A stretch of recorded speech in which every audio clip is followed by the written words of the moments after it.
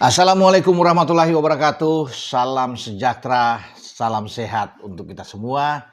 Semoga teman-teman semua bersama keluarga dalam keadaan baik-baik saja, tetap semangat. Dan Persib Bandung kemarin di Stadion GBLA menuntaskan ya, paruh musim itu pertama atau pekan terakhir di Liga Super Indonesia dengan meraih 3 poin penting. Pasti teman-teman semua, apalagi para boboto yang sangat militan, sangat fanatik dengan Maung Bandung, semua sudah mengetahui ya hasil pertandingan kemarin ya yang menjadi, saya pikir ini pertandingan bagaikan final ya di pekan ke-17 di saat Persib mengalahkan Persija Jakarta dengan 1-0 clean sheet di markas mereka. Ini pertandingan yang dinilai dengan tensi yang tinggi, tentunya panas ya. Kita tahu bersama juga bahkan di akhir pertandingan ada sedikit ya ribut-ribut yang terjadi di sana, tapi itu biasa dalam derby yang panas yang disebut-sebut juga sebagai seperti El Clasico ini memang wajar ya. Dan 3 poin krusial ini dimanfaatkan oleh tim asuhan Boyan Hodak. Beckham Putra mencetak gol di menit kelima dan memanfaatkan umpan dari Berginho. Ya, dan sebenarnya di sana ada kesalahan gol ini dari pemain belakang ya Bruno Tubarao yang salah mengontrol bola dan akhirnya dimanfaatkan dengan baik dengan kecepatan dari Beckham Putra untuk masuk dan menaklukkan penjaga gawang Carlos Eduardo.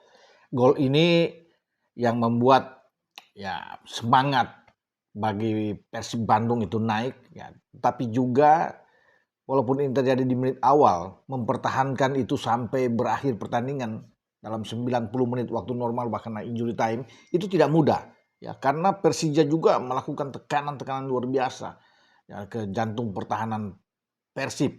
Yang kali ini Boyan itu memainkan dengan 4 di belakang selain Teja penjaga gawang. Kita tahu bersama ada Kakang di kanan, ada Dewa di kiri, kemudian Matrikari dan Julio Cesar bermain 4-2-3-1 yang ditampilkan oleh Boyan.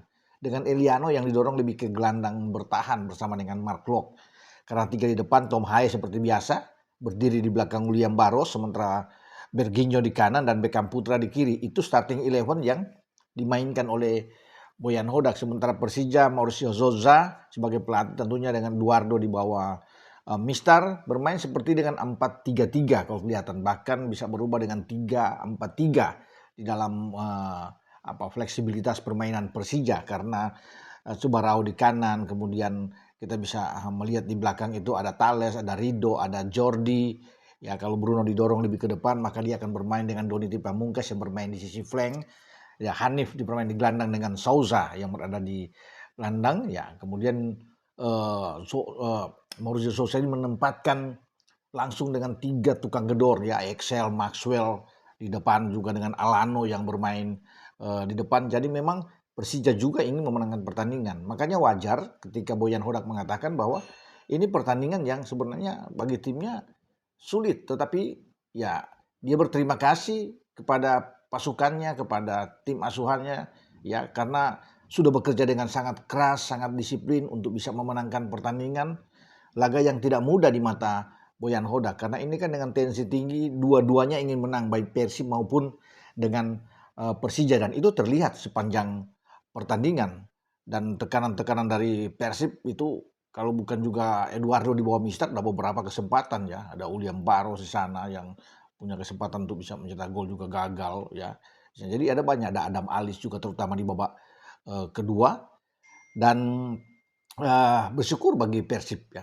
Dengan 3 poin ini mereka dingin di puncak klasemen.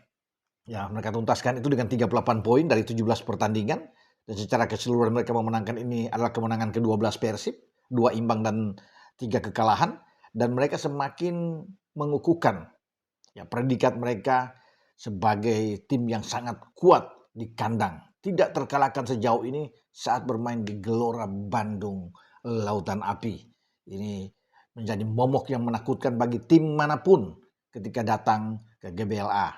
Jadi modal ini yang pastinya akan terus dibawa oleh Persib kalau mereka bisa mengamankan seluruh pertandingan di kandang. Mungkin ada sekitar 53 poin mereka dapatkan dan gelar juara bisa mereka rebut untuk membuat hat-trick karena sebelumnya dengan back to back yang dilakukan oleh Persib Bandung. Nah, hasil ini pun lebih dibantu juga dengan hasil sebelumnya, di mana Borneo yang sedang memimpin dengan 37 poin sebelum laga antara Persib dan Persija itu takluk dari tuan rumah Persita dengan 2-0 ketika Persita menang. Ini yang membuat ya bagi Borneo itu tidak bisa dapat poin penuh, ya apalagi bisa mencari imbang.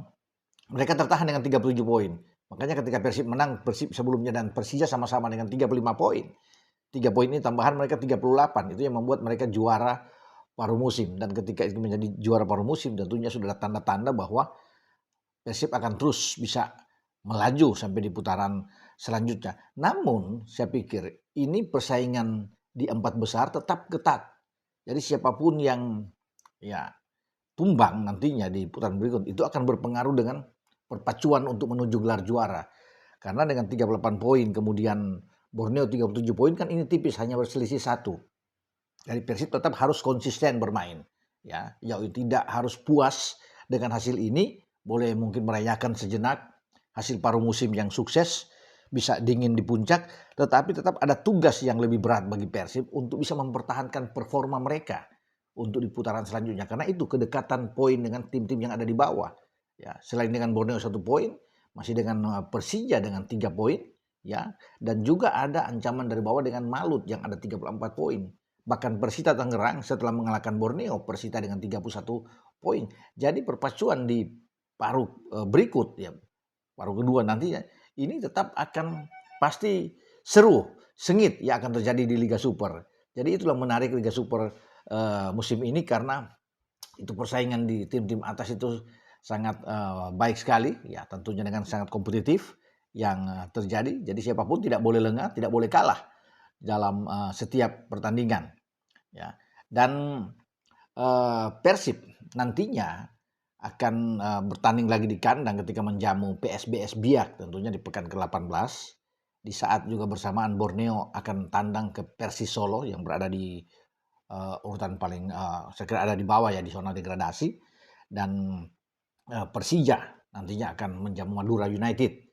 Nah itu yang kita akan lihat nantinya persaingan di papan atas. Beckham Putra juga ya itu menyambut dengan baik, ya. Senang tentunya dengan gol yang dia buat, gol Sumotawa yang ini yang membuat Persib dapat 3 poin.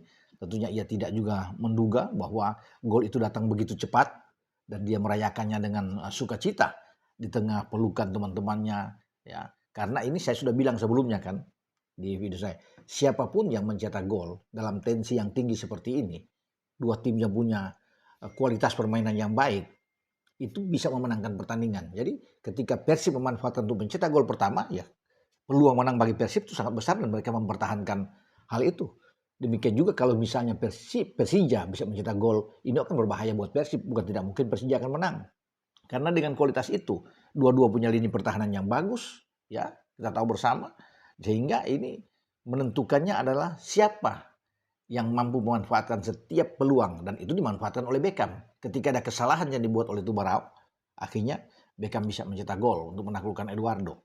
Persija harus bermain juga dengan 10 pemain sejak menit 53 ketika Bruno Tubarao diusir oleh wasit Ko Hyung Jin dari Korea Selatan, ya karena dianggap menginjak kaki dari Beckham Putra, dan memang agak kesulitan ketika Persija bermain dengan 10 pemain, tetapi Persija tetap tidak mau kalah tuh, ingin terus bisa mengejar ketinggalan. Mereka melawan Persib, tapi memang sangat sulit dengan jumlah pemain yang lebih sedikit untuk menghadapi tim yang kuat seperti Persib Bandung. Tapi tidak mengapa, tidak perlu kecewa berlarut-larut bagi Persija, tetap harus semangat karena masih ada pertandingan-pertandingan selanjutnya. Jika menang melawan Madura, tentunya akan tetap ada di atas bagi Persija untuk bisa bertahan persaingan ini. Jangan sampai Persib ya tersandung dengan PSBS, tapi kalau melihat dari mereka bermain sangat kuat kalau di kandang, ya saya pikir 3 poin juga sudah di depan mata bagi ini. Jadi Persija bisa menang,